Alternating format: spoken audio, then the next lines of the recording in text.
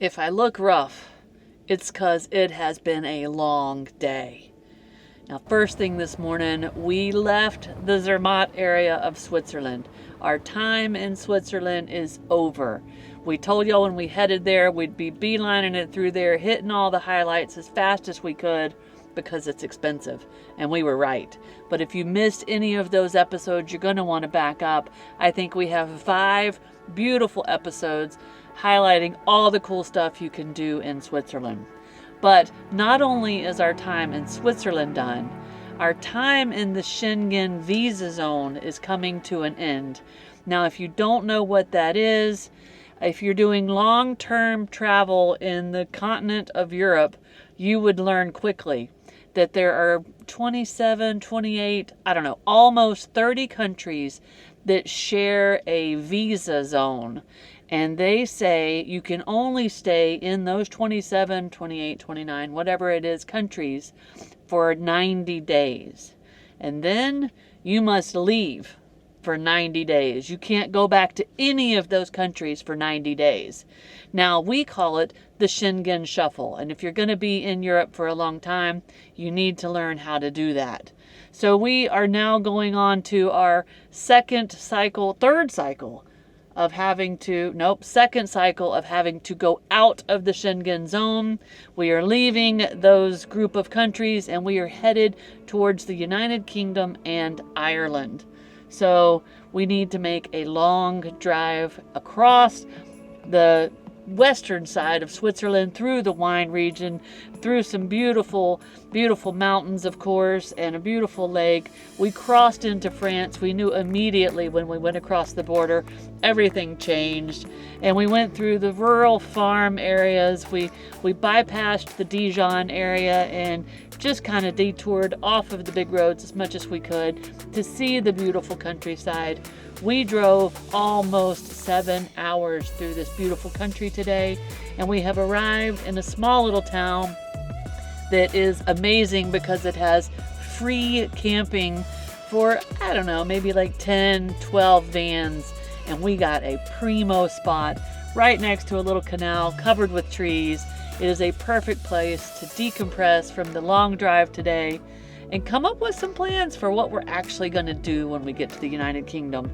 That includes a ferry crossing that's coming up. So that is a recap of today. It was a long day, but a beautiful day.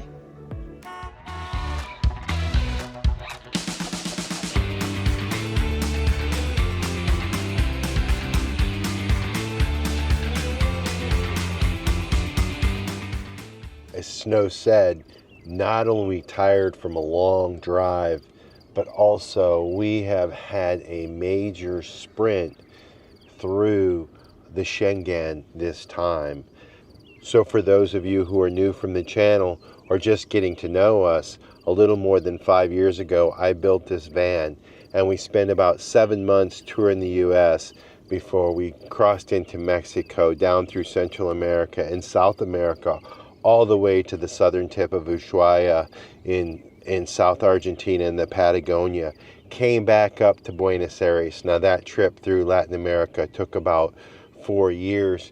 We shipped the van from Buenos Aires to Belgium, in Antwerp in Belgium, and we've been there, and we've been traveling around in Europe for about a year. So we've covered 30 countries, and we've had our moments in the van where we were worn out. And I gotta tell you, this stretch right here, we pushed harder than we have in a long, long time. And we have seen some epic stuff, but we're worn out. And so after a long day of driving, the first thing I always want to do is get out with the kiddies. I know they're tired of being in the van. I'm tired of being in the van. And we get out and we just walk around in the nature.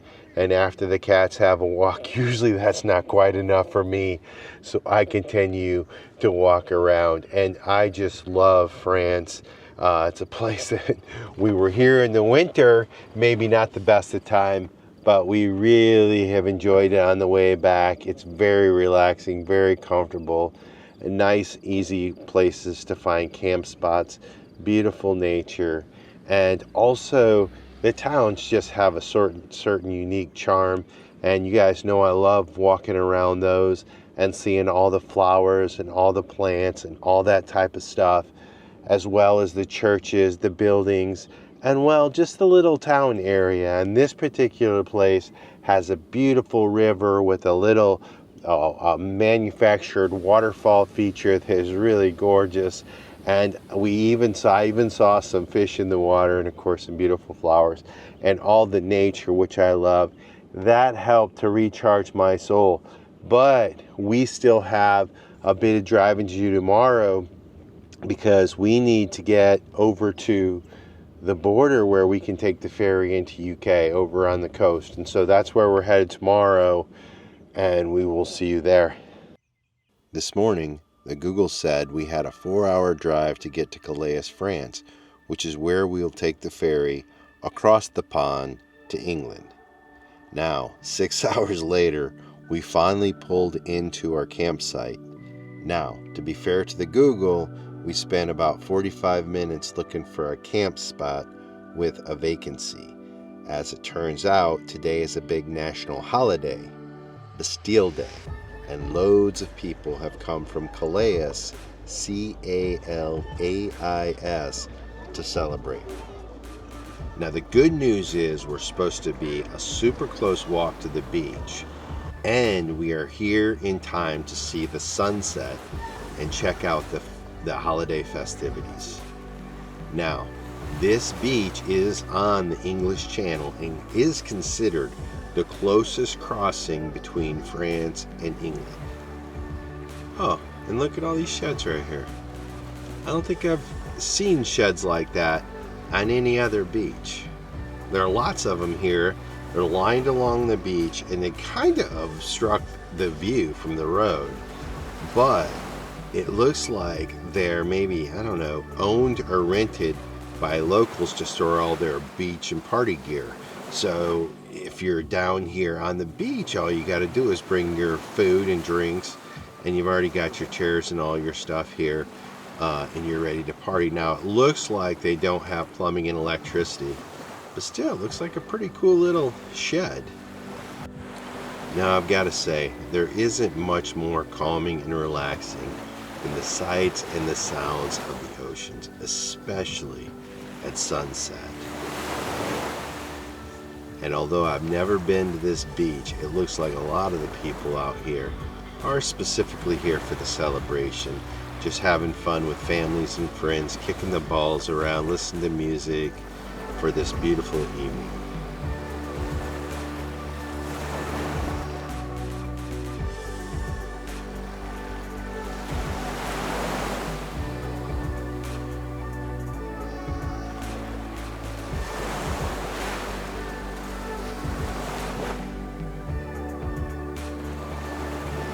And I should tell you that up on the Malecon earlier, I was walking and I saw this giant mechanical dinosaur ride. Again, I never seen anything like this monstrous hydraulic transformer dinosaur lifelike machine and carrying tourists down the strip.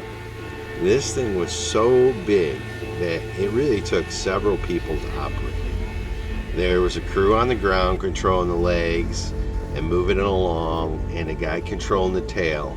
There was a guy on the head operating the neck and the head and the eyes and the mouth, which could actually breathe fire. And also, there was an operator up on top that was steering the dinosaur. And there was, I don't know, maybe like 10 to 20 passengers up there just chilling out and enjoying the ride.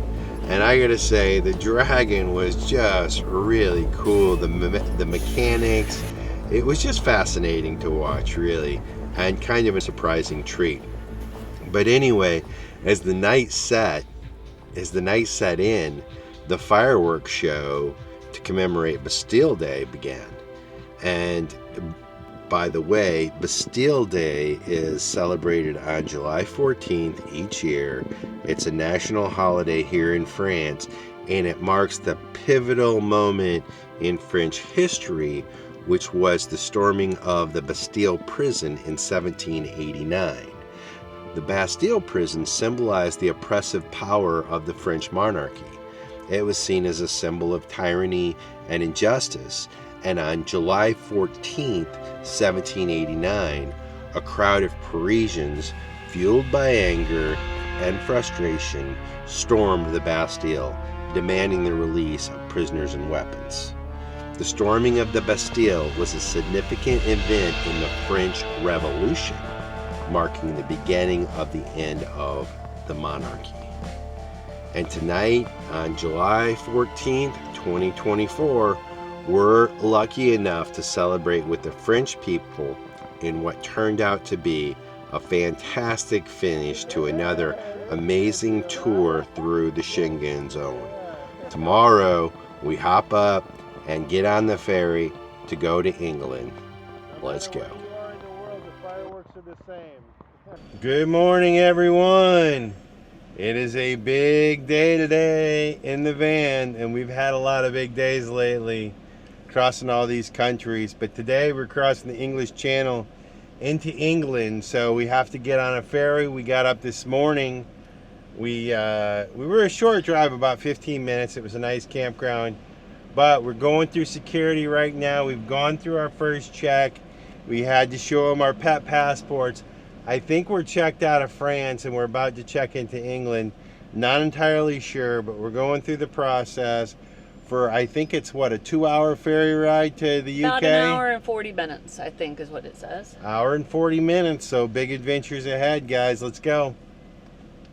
It's actually the first time we've ever had to show the kitty cat's EU pet passport. It worked out well because she gave us a sticker and told us to put it on the window. So we are officially checked onto the ferry system with DFDS ferries. And then we officially checked out of France. But we are headed to the point where we check into the United Kingdom. And here we go. We're going through some sort of weird thing. I don't know. Didn't give us any choice. No? Well, nobody's here. Okay. I'll show you all the weird thing. It's like a warehouse. There's nobody stopping us. Alright. So we keep going. This is our first time doing this, guys. Clear your way. Clear my way. But we're headed to the checkpoint where sometimes they say it can be notoriously slow, but it looks like there's not much of a line. We should be fine and be able to get on our ferry, no problem.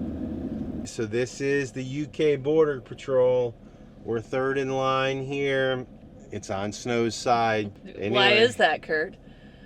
Because this line is shorter. Well, no, because we're headed to the United Kingdom where they drive on the wrong side of the road. They're preparing Curt. You can actually choose what side, but I imagine a lot of cars come through here where the steering wheel's on the wrong side of the road. Are you ready for that, Curt? I just actually thought about it, and we'll see, I guess. Time will tell.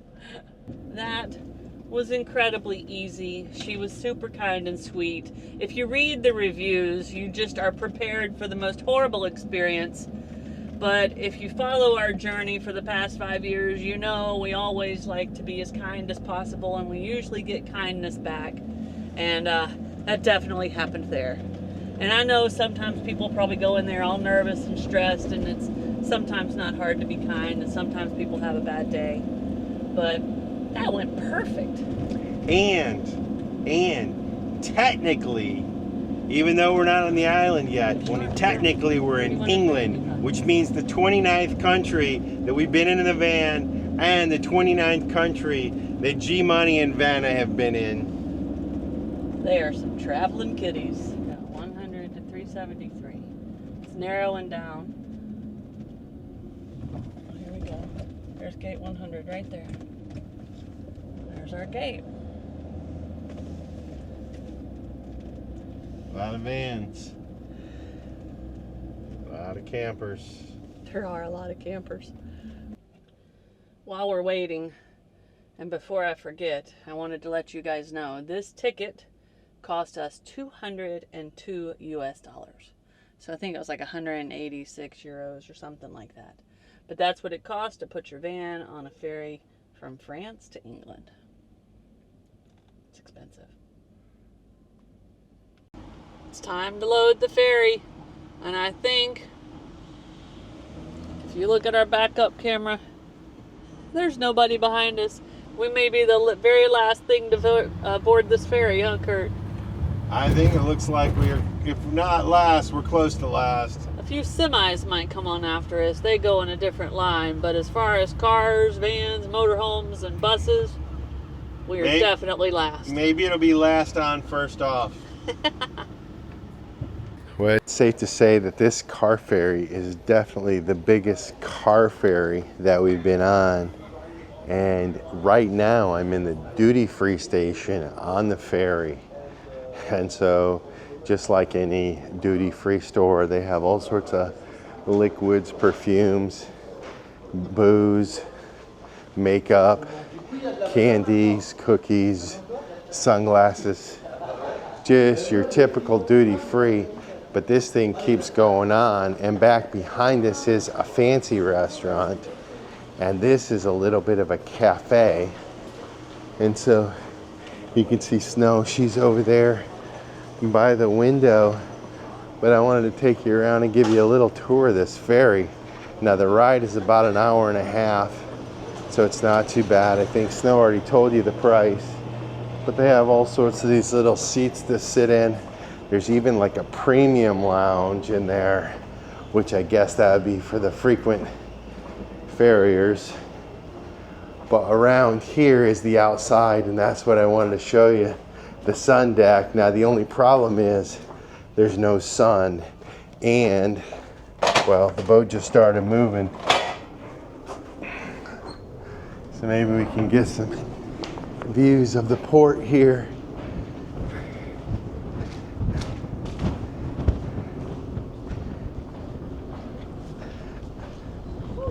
Yeah, you can see we're definitely pulling out. It's windy out here for sure.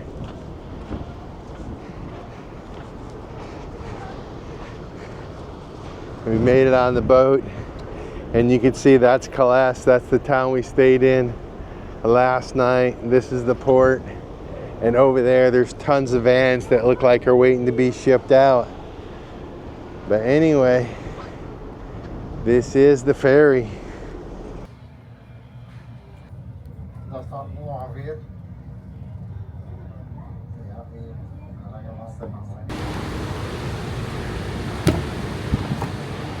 Hi, kitties. You guys okay back there? Looks like they're exactly where we left them. Hi, Monster Man. Hi, Danner. Did you guys have a good boat ride? Yeah? Okay. Alright, kitties are good.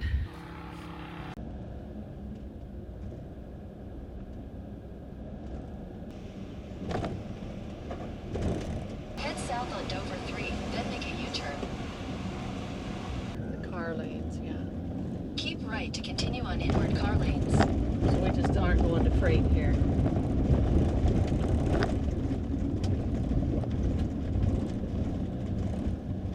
Height is not a problem. In 600 feet, turn left onto North Exit Road.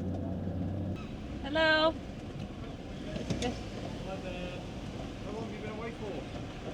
From the United States for a long time. Okay, Well, we've been in Europe for this time 90 days, or about 80 days. okay, that's great. Thanks a lot, please. Thank you. Thank you. Bye-bye. Bye-bye.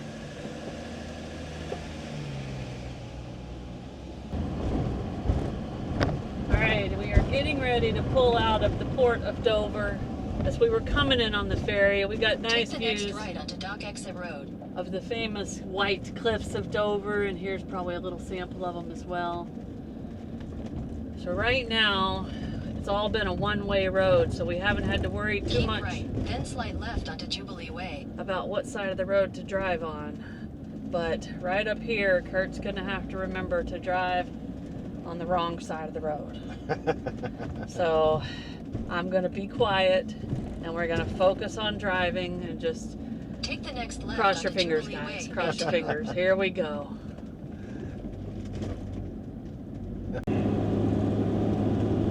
You got a nice wide road here to give you some acclimation. Doing okay? Yeah, I got a line to follow, which, you know, we're not necessarily used to driving with stripes. Alright guys, In a quarter mile at Duke of York's we are roundabout, headed to take what the we third think exit will be our onto Deal Road, campsite for the night. A258. We're going to see you there. We're going to focus on driving this first little bit here so we don't get anything wrong. Yeah, you turn there, not here. You don't turn here, you're going to turn over there. I know, but I was trying not to let them. Yeah, but he doesn't come through. Oh, that's right. Alright. So you can turn. So I can turn, because that's head on there. Continue on Dover Road for 1.5 miles. First intersection successful. We've already made it through our first roundabout.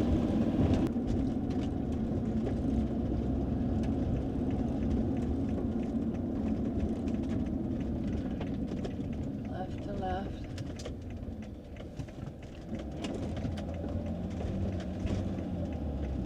In 1,000 feet, continue straight onto C Street.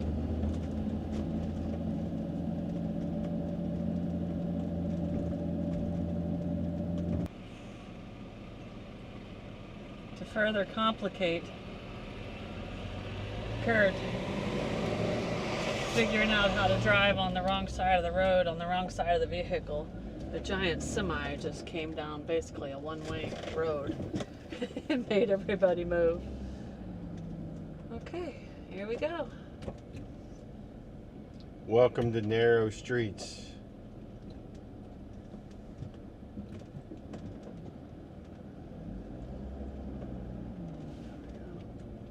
Is he waving at us?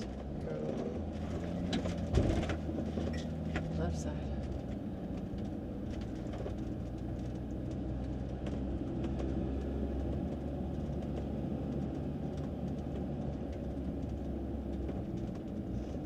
Continue straight onto C Street. Good job, Curdy. Good job. We're in England. I gotta be honest with you. On our first drive-in, I always like to give first impressions, but driving on the wrong side of the road, I was so concentrated. Not only was it the wrong side of the road, but the roads were so narrow.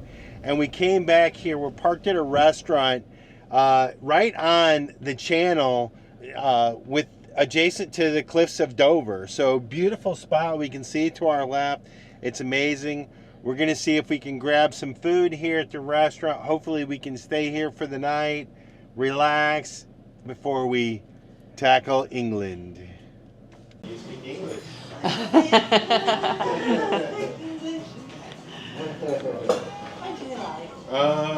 Lunch. Are you serving lunch? You have food? 12? 12 o'clock? Okay, thank you. Or food. Yeah, we just came in on the ferry, so he has to do it. Oh, lovely. I would do Fresh it, but I off don't the even boat. finish. And for a starter. I don't need to No, start. you're okay. Yeah. But we'll take 2 spoons. He may eat a little of my soup. No worries at all. Thank you. very much. Thank you so much. Thank you. And I love your accent. It's so cool. Well, I think everyone doesn't really like their own accent. But Yeah. everyone else's is cool. We're enjoying just sitting in the pub and hearing all the English. All the English. Can you understand A bit. We can. Believe me, we've been traveling for 5 years through Mexico, Central America, South America, and then 9 months in Europe. And We were trying to time it where it would be winter, so it would be so cold. Yes. Oh, it is cold in Spain in winter. It's cold. Wow. Yeah, but on the coast, southern coast, Yeah, it's not it's so okay. cold. so these are mashy peas. Mushy mushy peas. peas. Mashy, not mushy peas. And these, like in the States, these we don't have mushy peas. We eat peas, English peas. But we don't mush them. They're a speciality in northern England. They've only recently Bigger peas called become marifat peas. Those aren't marifat peas. All right, we just had a tasty lunch. Snow had the squash soup. Butternut squash soup and a chicken salad. But Kurt got a traditional English meal. What'd you get, Kurt? Well, I got the fish and chips, of course, with the mushy peas. And of course, you have to have the malted vinegar on the fish and I had a pot of tea, and You had to put milk in it. and our lovely server waitress reminded me that to have a proper tea, you have to put milk in the tea, and I did, and it was delicious. And everybody in the restaurant was speaking English. And Guys, it may sound silly, but we were literally a bit overwhelmed because we could understand all of the conversations around us, and it's been years and years since that happened. But a lovely little restaurant. This place is called Coast Guard on the Bay, and we found it on our parking app because if they're not too crowded, and luckily they're not, if you eat a meal here, they will let camper vans stay in the parking lot overnight. so we're gonna stay here for the night, and it's been kind of rainy and overcast, and we understand that's kind of normal here, but we're gonna hopefully explore these white cliffs of Dover. There are a bunch of windsurfers out there, and actually they're on those like hydrofoil surfboards, so maybe I'll get the big camera out, see if we can get some And right action there, shots of those guys. Right there is the ferry that we came in on. So we're just 10 minutes north of the big Dover port. Overlooking the English Channel. So we just had lunch, and I looked out here, and the tide is really low. And so if you can see, all this area out here was underwater. So now I'm just kind of out here wandering around, seeing if there's any critters. There's a family over there. Looks like they might be doing some kind of gathering or something. And over to my left, these beautiful, beautiful, sheer white cliffs. Pretty awesome. And even though the weather's not that great, it's still beautiful here. All right, I've made it over to these stone walls, and they're actually kind of fascinating. Now above the water line, they're white. Now down here where the water kind of erodes at them, the waves hit, the moss grows on them, and well, they can turn kind of yellow. But up top, they're like bleached out, like totally white. And when you look at these walls kind of close, you can see there's these little black rocks in them. And the black rocks are really hard and almost kind of smooth and shiny. And this is like a calcite limestone or something like that. It's definitely heavily like calcium, limestoney. But then you can see on this beach up here where the water's eroded this wave, this cave, and those black rocks are polished right beneath here. And so the black rocks have clearly come out of these white rocks as the waves have eroded them over the course of time. But a beautiful place, kind of reminds me a little bit of Argentina, where we saw all the birds coming out of the cliff faces on the beach. Really gorgeous to be able to see. Now, the thing about an area like this is you got to be mindful of the tide, because as the tide comes in, it's way out there now. In some of these little places, you'll kind of get caught by the tide. And also there's the risk of falling rocks here, and there's signs up there. And well, you can see right in front of us, there's actually a big pile of rubbish. Now, I don't know how long ago that's fallen, but it's so white, it looks fresh. But what a beautiful spot right here on the cliffs of Dover. Look at this, guys. And the cool thing is we're able to park here for the night, first day in England, and life is good. And like we saw over in France right before we crossed, they had all these little, I don't know, sheds or huts, beach huts, that's what they call them, beach huts. And I came up here because I thought I might be able to get a walk along the top of the edge of the cliffs. And right here, well, you can see the sheer face right there. And back off in the distance, maybe that's a lighthouse sticking up. But there are memorials here for previous wars and things like that. And in fact, I see one there just sticking up above the trees. Ooh, I got the heebie-jeebies, guys. If you can look down, I am right on the edge of this cliff, and it is freaking me out.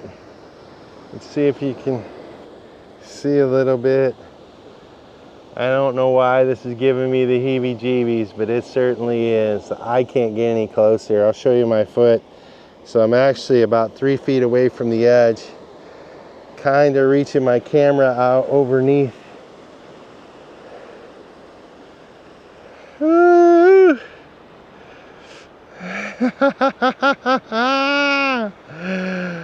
Oh, the white cliffs of Dover. Thank you, England. What a beautiful sight, and what a beautiful start to our journey here in the UK.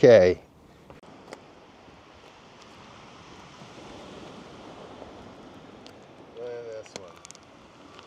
She's Miss Social Bug. She got some attention.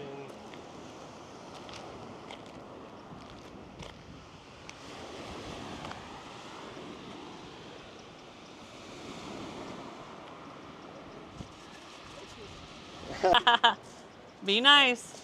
Be nice. I think he's called Otis. Well, Uh-oh, Vanna. No, ma'am. No, ma'am, Vanna. Definitely. No, she put her arm through there, Kurt. I don't want him to bite her arm. Beat him because Otis is a very he's very easily scared. Vanna, you're too little to try to get big dogs. You're too little. Hi, puppy dog. So we just had a fun adventure with Vanna. The little puppies from the van next door, or I guess they're bigger dogs, got out, not out, but they got off their leash and came up to the fence, and there was no concern because it's like chicken wire fence, so they couldn't get Vanna. But she took a swipe at one of them's nose through the fence. She's a feisty one, she is. But, all right, guys, we're gonna get on the road and head north. We are on the road, and this is now our second time of Kurt having to drive on the wrong side of the road. He's doing a good job. But we're headed to our next campsite where we're going to chill out and relax like I told you guys. So with that, we're going to wind this video down, and we'll see you in a few days here on YouTube. Cheers, guys. If you like this video, be sure to subscribe to our channel and hit that notification bell so you guys know when we put out new videos.